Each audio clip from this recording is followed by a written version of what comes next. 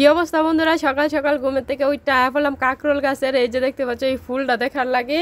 আসসালামু আলাইকুম বন্ধুরা, কেমন আছে সবাই? আশা করি সবাই ভালো আছো। চলে আসলাম সকাল সকাল, এই যে দেখতে পাচ্ছ আমার গাছের নিচে কাকরোলগুলা দেখাইতে। আর কাকরোলগুলো কিন্তু এই প্রথম হয়েছে, তো কাকরোলগুলো ঘুড়ির উপরে আসলো, তো আমি নামাই দিলাম। নামায় একটা একটা করে কাকরোলগুলো দেখলাম। আর এই সাইডে ফুলের সাথে যে কাকরোলটা আছে এটাও দেখলাম। আর ওই সাইডে কিন্তু আমি আদা ক্ষেতের মাঝে মনে করো যে এই যে ডেঙ্গার আলি পড়ছিল, পইরা পরে মনে করো যে বিসি পড়ছে, বিসি পইরা হয়েছে। আর এইদিকে একটা মানে লতা ছিল, ওই লতাটা অন্যদিকে গেছে, তো লতাটা অন্য সাইডে যাওয়ার পর ওইখানে একটা কাকরোল হয়েছে, তো ওইটা দেখা দিলাম। তো এখন চলে যাচ্ছে আদা ক্ষেতের ভিতরে।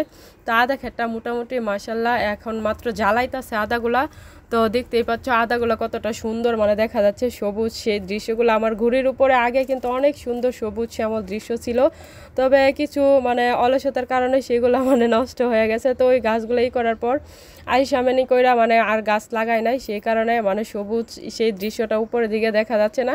তো উপরে কাকরোল গাছটা লাগানোর পর হালকা একটু মানে সবুজ দৃশ্য হচ্ছে, তো ঘুড়িটাও এতটা পরিষ্কার না। তো আমি আবারও গাছটা সব কিছু লাগাইবো। তো নিচে আমার আদাগুলো দেখতেই পাচ্ছ অনেক সুন্দর সবুজভাবে হয়ে গেছে। আর ওইদিকে আমার হাতে দেখতে পাচ্ছ ডাটা, আর এখন ছোট্ট একটা কাকরোল ছিল, ওইটা তোমাদেরকে দেখাই দিলাম।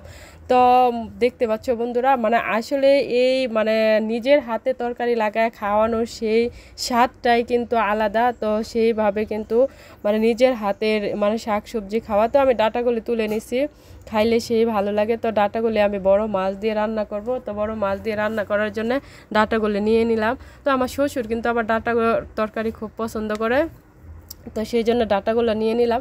তো বন্ধুরা, আমাদের এলাকায় এটা ডাটা নামে পরিচিত, তোমাদের এলাকায় কী নামে পরিচিত অবশ্যই কিন্তু সবাই কমেন্টে একটু জানায় যাইবেন। তো এই যে এক এক করে ডাটা তুললাম, আর এটা কিন্তু লাল ডাটা, আর লাল ডাটা খাইতে কিন্তু সেই ভালো লাগে।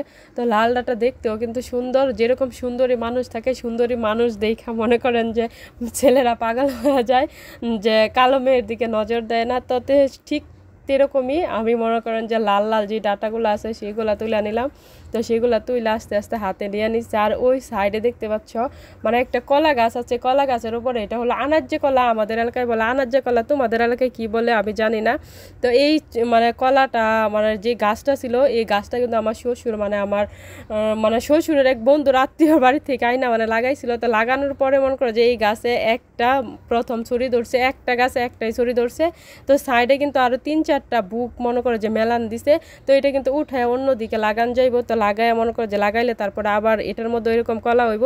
তো কলা এমন একটা সবজি মানে একবার একটা গাছ লাগালে এটা থেকে শুধু বাড়তেই থাকে বাড়তেই থাকে, কচুর লতির মতো। কচুর লতি যেরকম শুধু বাড়তেই থাকে, শিকড় হইতেই থাকে, তার কোনো ই নাই। তো কলা গাছও ঠিক সেরকমই। তো সবজি